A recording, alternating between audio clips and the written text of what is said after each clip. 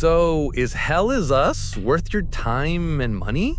This is a game that came out of absolutely nowhere for me, and honestly, it's one of the weirdest, most fascinating experiences I've had all year.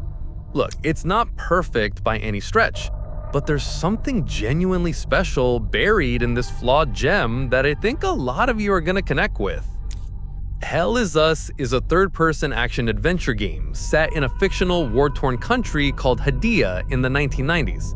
You play as Remy, a former UN peacekeeper who was smuggled out of this place as a child and is now returning to find his missing family. But this isn't your typical homecoming story. The country is ripped apart by a brutal civil war between two factions.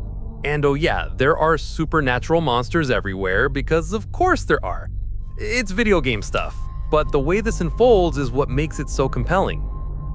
What hits you first is how absolutely relentless this game is about not holding your hand. The developers seem genuinely proud of this, and they should be.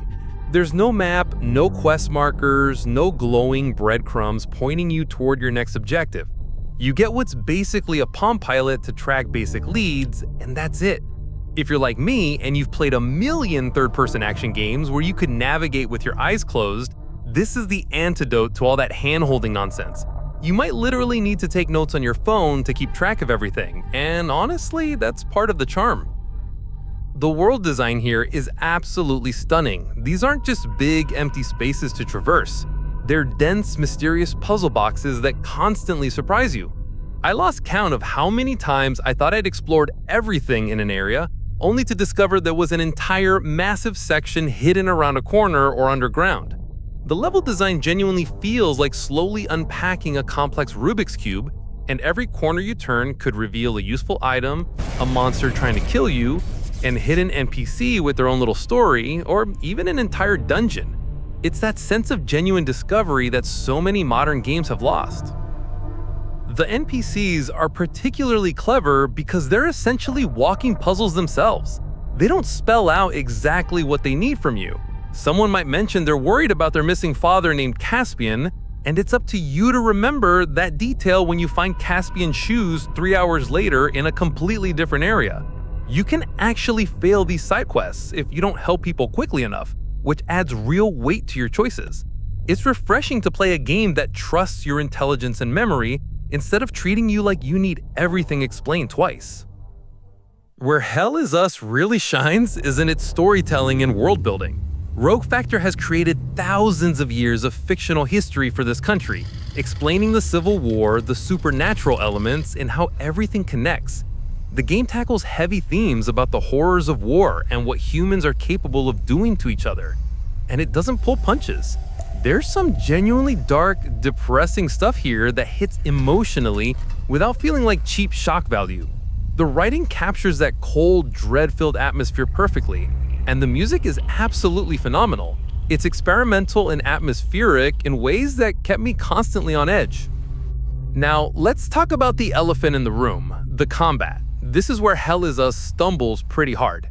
The foundation is actually solid. You've got light attacks, heavy attacks, blocking, parrying, and a cool mechanic where you can time button presses to regain health. There's also a tactical drone that helps in fights with abilities like enemy distraction and special attacks. The problem is enemy variety is absolutely terrible. By about 4 hours in, you'll have roughly seen 80% of all the enemies in the game, and then you've got another 25 hours of fighting the same creatures over and over again. Most boss fights are just souped-up versions of regular enemies you've already fought dozens of times. The game tries to increase difficulty by throwing more enemies at you rather than introducing genuinely challenging new threats. There are only 4 weapon types total, and while you can upgrade them with different magical glyphs, you'll likely find one you prefer early on and stick with it for the entire game since weapons level up through use. The combat gets repetitive fast, and that's a real problem when it makes up roughly half the experience. Now, player reception on this has been fascinatingly divided, and honestly, both sides are right. Some people are absolutely loving the exploration and puzzle-solving aspects, calling it a refreshing return to games that respect your intelligence. Others are getting frustrated by the lack of guidance and the repetitive combat encounters. Your tolerance for wandering around potentially lost for 20 minutes while you figure out a puzzle is gonna determine which camp you fall into.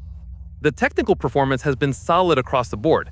Most reviewers are reporting smooth frame rates, minimal bugs, and the game looks genuinely gorgeous with some incredibly lighting and environmental design. For a game that deals with such heavy subject matter, it uses color remarkably effectively to create moments of beauty amid all the darkness. Here's my verdict. Hell Is Us is a weird, flawed game that completely won me over despite its obvious problems.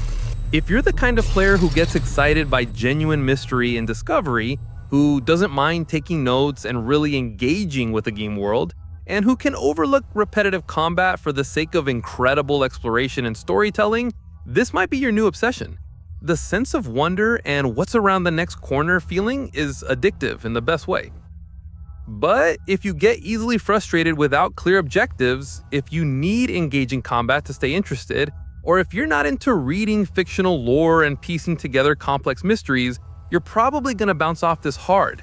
At $50 on PC and $60 on consoles, it's not cheap, but you're looking at 30 to 40 hours of content, depending on how thorough you are. Hell Is Us reminds me why I fell in love with gaming in the first place. It's willing to be strange, to challenge you, and to trust that you're smart enough to figure things out on your own. That's rarer than it should be these days. So if you're looking for something genuinely different in a sea of formulaic action games, give this one a shot.